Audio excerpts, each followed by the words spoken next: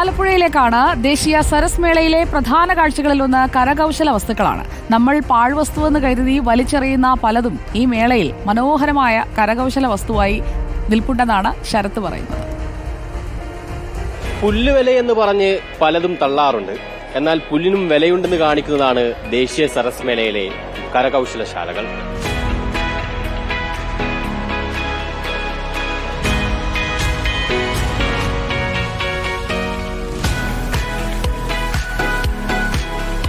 പാഴ്വസ്തുക്കളായി കണ്ട പലതും ഇവിടെ പൂക്കളായും പൂക്കുടകളായും ഇലകളായും വിവിധ തരത്തിലുള്ള അലങ്കാര വസ്തുക്കളായും രൂപം പ്രാപിച്ചിരിക്കുകയാണ്.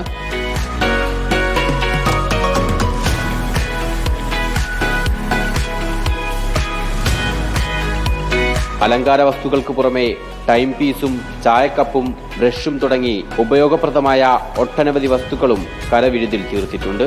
പ്രകൃതിയുടെ 3 ഘട്ടമുണ്ട്. അതിന്റെ നടുവിലെ ഘട്ടത്തിൽ എന്ത് പറിച്ചെടുത്താലും വർഷങ്ങളോളം കേടുകൂടാതെ ഉപയോഗിക്കും. പ്ലാസ്റ്റിക് പോയിന് പകരം നമ്മൾ പ്രകൃതിയിൽ നിന്ന് തന്നെ ഫ്ലവർ എടുത്തിട്ട് പരീക്ഷണം നടത്തിയിട്ട് ചെയ്യുന്നതാണ്.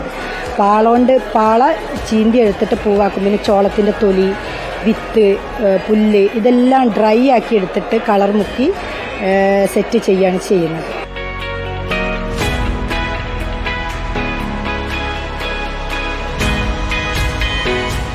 കരകൗശല വസ്തുക്കളിൽ രാജാവ് മുള തന്നെയാണ്.